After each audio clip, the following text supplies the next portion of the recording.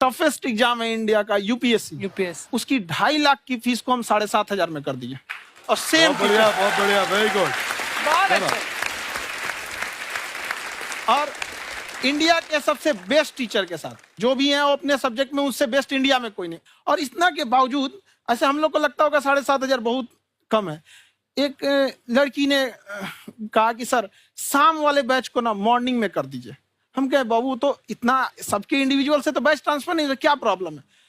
उसने कहा ना शाम में हमको दूसरे के यहाँ बर्तन मांजने जाना होता है।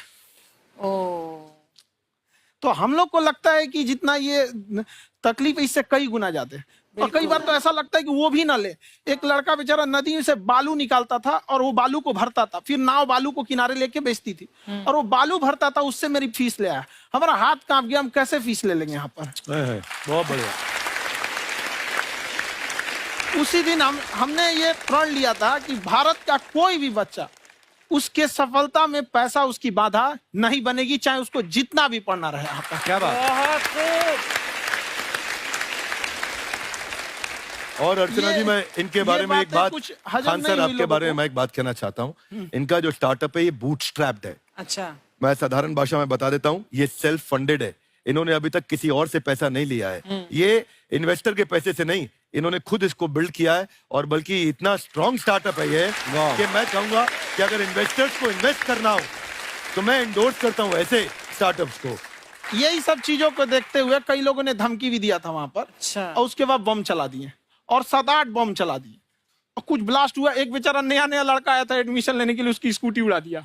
वो आया था, कहा कि सर हम तो पढ़ने आए थे, हमारा स्कूटी उड़ गया। हमारी ऑफिस उड़ा दिए सब। एक तो पास में आके गिरा और नहीं फटा वो।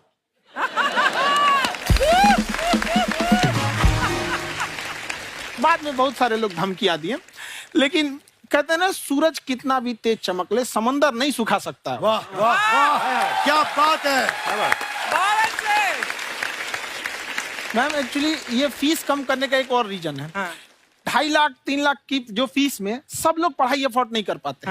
इसलिए वो कुछ ही लोग अफोर्ड कर पाते हैं, तो उनका मेंटल लेवल तो बहुत ऊपर चला जाता है। लेकिन एक पूरे देश का मेंटल लेवल थोड़ा सा स्टेबल नहीं हो पाता। तो जब फीस कम रहेगी तो हर वो लड़का तैयारी करने के लिए आगे आएगा जिसका सपना है देश के लिए कुछ करने का। सीटें लिमिटेड हैं, उन्हें को मिलेगी, लेकिन जिन्हें नहीं मिलेगी उसे मिलेगा देश का एक जिम्मेदार नागरिक। तो इस देश को बदलना। क्या बात है।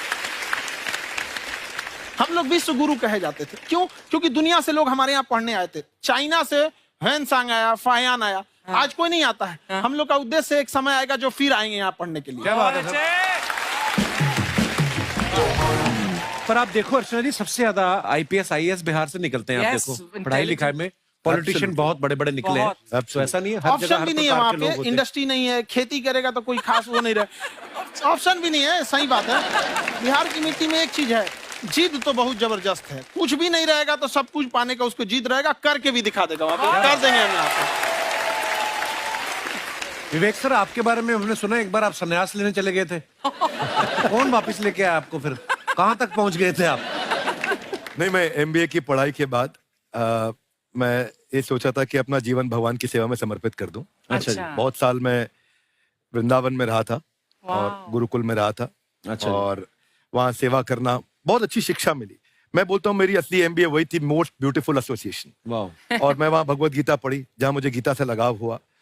तो मेरे गुरुजी का आदेश था कि आप भगवत गीता को बिजनेस मैनेजमेंट के साथ जोड़ के देश दुनिया में बताओ। मेरे को लगा बड़ा मुश्किल काम है। मैंने बाद में देखा कि डॉक्टर स्टीफन कॉवी, जिनकी किताब है 7 habits of highly effective people, आप सबने पढ़ी होगी। उन्होंने बोला मैंने 7 हैबिट भगवत गीता से लिए। और हमारे देश के लोग ऐसे हैं जो मेरी किताब पढ़ते हैं, जो कि 3.5 मिलियन कॉपीज बिक चुकी हैं, और भारत में भगवत गीता नहीं पढ़ते। तो मुझे लगा कि मैं गीता विद मैनेजमेंट के ऊपर आकर के बातचीत करूं। मुझे लगा बहुत कठिन होगा, पर मेरे गुरुजी का आदेश था कि कठिनाई आपको तभी तक दिखेगी जब कठिनाई को देखोगे। तो एक छोटा उन्होंने मुझे बताया, पूछा कि इस कमरे में लाल रंग कितनी जगह है, देखो आप भी एक बार जरा देख के बताओ। तो 7-8 जगह लाल रंग दिख रहा है यहाँ पे आपको। 1 ये 2 वो लाल रंग टी शर्ट पे, 3 4 5 ये लाल हो गया, 6 उधर लाल हो गया, 7 एप्पल लाल, बिल्कुल ठीक 7। पर जब आप लाल रंग ढूंढ रहे थे तो क्या आपको हरा रंग दिख रहा था? Yes no? नहीं। जब आप लाल रंग ढूंढ रहे थे तो क्या आपको काला रंग दिख रहा था? Yes no? नहीं। नो। जिंदगी भी ऐसी है, जो क्या बात? ढूंढोगे वही मिलेगा, बाकी कुछ नहीं मिलेगा। तो उन्होंने कहा कि आप इसी सोल्यूशन पे फोकस करो और गीता के मैसेज को पहुंचाओ। तो मैं बिजनेस मैनेजमेंट के प्रोग्राम्स कॉर्पोरेट्स में करने शुरू किए, क्योंकि गीता पहला मोटिवेशनल सेमिनार जो पृथ्वी के इतिहास में कपिल जी हुआ, वो कृष्ण ने दिया था। पहले मोटिवेशनल स्पीकर इस पृथ्वी के इतिहास के कृष्ण थे, जिन्होंने अर्जुन को रणभूमि में मोटिवेट किया था। बड़ी पेशेंस कृष्ण ने अपने लीडरशिप क्वालिटी से दिखाई, वो मुझसे मुझे बड़ा इंस्पायर किया, वो चर्चा ने इंस्पायर किया और डिस्कशन ने इंस्पायर किया। तो उस डिस्कशन को मैं आज भी लेके चलता हूं अपने साथ। कहाँ सर, हमने सुना है आप 5 स्टार में रुके थे कल और नीचे जाके वड़ा पाव खाने गए आप रेहड़ी पे। एक्चुअली क्या है ना कि वहां जो चीजें सीखने को मिलती है ना, खाली पेट और खाली जेब इंसान को जो सिखाते हैं वो किसी यूनिवर्सिटी कॉलेज में नहीं सिखाया जाता।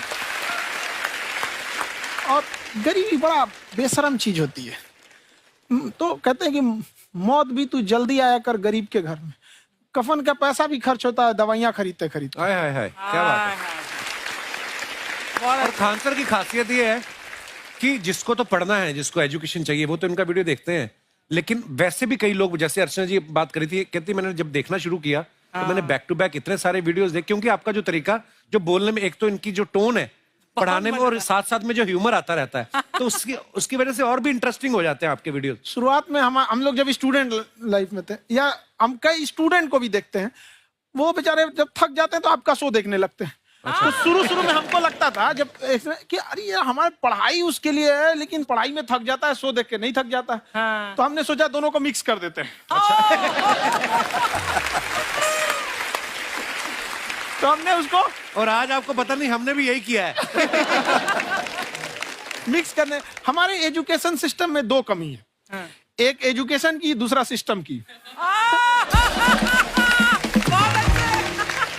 आप पटना से हैं ना? हाँ। हमें भी पटना पसंद है। बस कोई पटाने वाला चाहिए। नहीं, मजाक नहीं कर रहे हैं। आपका जो चैनल है, हम दिन में 10 बार आपके चैनल को सब्सक्राइब करते हैं। अरे हाँ, और बेल आइकन तो हम इतना जोर से दबाते हैं कि बाकी यूट्यूब वाले बाहर निकल के देखते हैं कि ये कौन है जिसने इनका चैनल इतना जोर से दबा दिया बेल आइकन। बुढ़िया, तो शर्म नहीं आती है? आते ही फ्लर्ट शुरू कर दिया ना तूने। तो जाते हुए करते हैं क्या? विवेक जी नमस्ते। आपसे एक काम था छोटा सा, कर देंगे आप? ये क्यों करेंगे? नहीं, गुरुजी हमेशा अपने वीडियो में कहते हैं कि विवेक से काम लो, विवेक से काम लो। विवेक मतलब दिमाग से काम लो आप। हाँ, तो विवेक जी अपने दिमाग से ही काम लेंगे। बहुत दिमाग है उनके पास। ये देखिए, जो आदमी, आपको मैं बताइए, जो आदमी बिना फिल्म किए कपिल शर्मा शो में आ गया, कितना दिमाग होगा उसके पास। लेकिन एक बात है जिसकी वजह से हम आप तीनों से नाराज हैं। क्यों? क्या बात? हर चीज में मोटिवेट मोटिवेट मोटिवेट क्या होता है? सच कह रहा है, जब भी ये शब्द सुनते हैं हमें लगता है कोई हमें चिढ़ा रहा है। बदल दीजिए ना, खाली मोटिवेट बोलना ही क्यों जरूरी है? कुछ और कीजिए। रोटी वेट, छोटी वेट, पतली वेट, कुछ भी बोलिए, मोटिवेट हटाइए। तो गुड़िया, तू भी एक्सरसाइज किया कर ना, देख डॉक्टर साहब ने कितना वजन कम किया है, तू भी कर ले। ठीक है, फिर मोटिवेट से ही चला लेंगे। लेकिन मोटिवेशन कोई बुरा बात नहीं है। हमारे दादाजी भी वैसे बहुत मोटिवेट करते थे। हाँ, एक बार तो तालाब में डूब रहे थे हमारे दादाजी। हमारे पास रस्सी भी था, ट्यूब भी था, फिर भी हम अपने दादाजी को बचा नहीं पाए। क्यों? क्योंकि हमने उनकी ओर तिनका फेंका ना, वही कहते थे डूबते को तिनका का सहारा काफी। नहीं लगा सहारा, दादाजी बुड़बुड़ बुड़बुड़ बुड़बुड़। गुड़िया, तू क्या करने आई इधर? अरे हाँ, हम क्या करने आए हैं एक पूछना था सर। खान सर, ये जो हमारा एक चाचा का लड़का है, उसको क्या है, थोड़ा पढ़ाई में प्रॉब्लम हो रहा है। तो 12वीं का पढ़ाई आप उसको अच्छी तरह करवा के 12वीं पास करवा देंगे आप? करवा देंगे, वेरी गुड, बात कर लेते हैं। हाँ, राम सरोवर, देखो हमारा बात हो गया है। ये 10वीं जो तुमसे नहीं दिया जा रहा है वो नहीं देना है।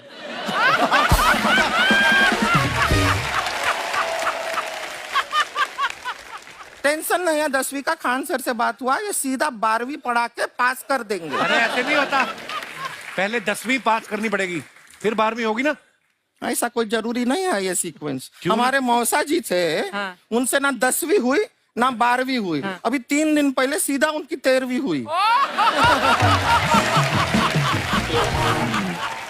एक्चुअली क्या है, पढ़ाई लिखाई का हमको बहुत ज्यादा नॉलेज है नहीं।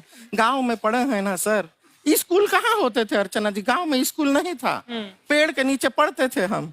यहाँ तक कि हमारे पास ब्लैक बोर्ड भी नहीं था। हमारे मोहल्ले की जो भैंसिया थी उसको खड़ा करके टीचर उसके ऊपर लिख के पढ़ाती थी। मजाक नहीं कर रहे हैं।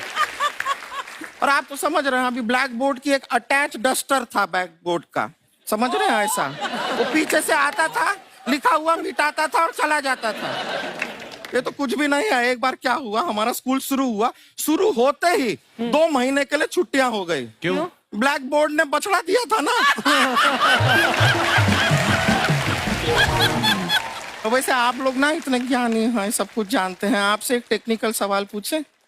एक बार ना 4 दोस्त थे, 4 दोस्त, साम दाम दंड भेद। वो डिसाइड करते हैं कि चलो एक गेम खेलते हैं, तो टीम्स बनाते हैं। तो साम दाम ने एक टीम बनाया। इस पे भेद को बहुत गुस्सा आया, पता है क्यों? क्यों? क्योंकि भेद को दंड मिलाना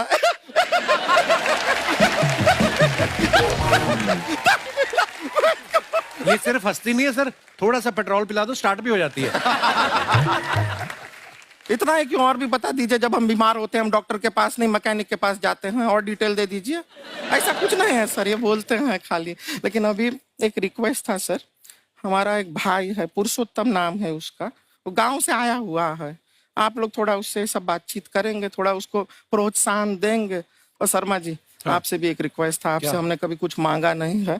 पुरुषोत्तम आएगा ना, एक बार बस उससे कह दीजिएगा, पुरुषोत्तम तुम कितने हैंडसम हो। मैंने देखा ही नहीं अभी तक। हाँ, तो देख के बस बोल दीजिएगा तुम ठीक है। कितने हैंडसम हो, ऐसा बोल दीजिएगा प्लीज। ठीक है। हम बुला लेते हैं पुरुषोत्तम।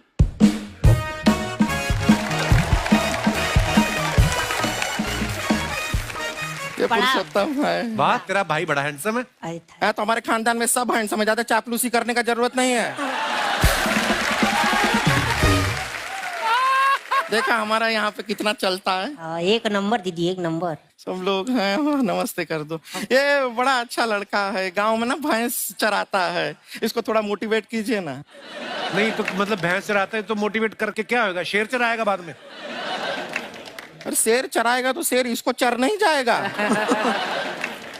नहीं नहीं, ऐसे हम खाली कह रहे हैं, तुम्हारा चेहरा थोड़ा बकरी जैसा है ना, तो वैसे ये सब बड़े बड़े लोग हैं। इनको बताओ कहा क्या बनना चाहते हो जीवन में आगे? HR। HR? अरे वाह, देखे कोई बड़ा कंपनी में ह्यूमन रिसोर्स का काम करेगा ये। अरे HR मतलब दीदी ऋतिक रोशन, टिनी दिन दिन दिनी दिन दिन। ना जूता पहनने का काम किया करो, जूता खाने का नहीं। काम किया है, कुछ बड़ा किया है लाइफ में? किया है ना दीदी, एक बकरी के बच्चे को बड़ा किया है। तो क्या जिराफ बना दिया बकरी के बच्चे को? अरे कुछ अलग किया है। हाँ दीदी, अलग किया है। वही बकरी का बच्चा भैंस का दूध पीने जा रहा है, तो हमने उसको अलग किया है। इससे नहीं होगा, मैं रहने दो, इधर आओ। ये देखो इतना बड़ा बड़ा लोग बैठा है, इनके सामने ऐसा बातें करोगे? इनसे मिलो, इनसे मिलो। विवेक जी तो कितना मार्केट के बारे में भी जानते हैं, मार्केट का कोई सवाल पूछो इनसे। सर परसों जो है मार्केट में हमारी साइकिल गायब हो गई, आपने देखा है क्या? हमारी साइकिल गायब हुई ना, हाँ। इसलिए दिमाग से पैदल हो तुम। पैदल समझते हो? हाँ। चल लोगे? 20 कदम चलोगे? हाँ। हाँ, घूमो जरा, अभी 20 कदम चल के दिखाओ। निकलो।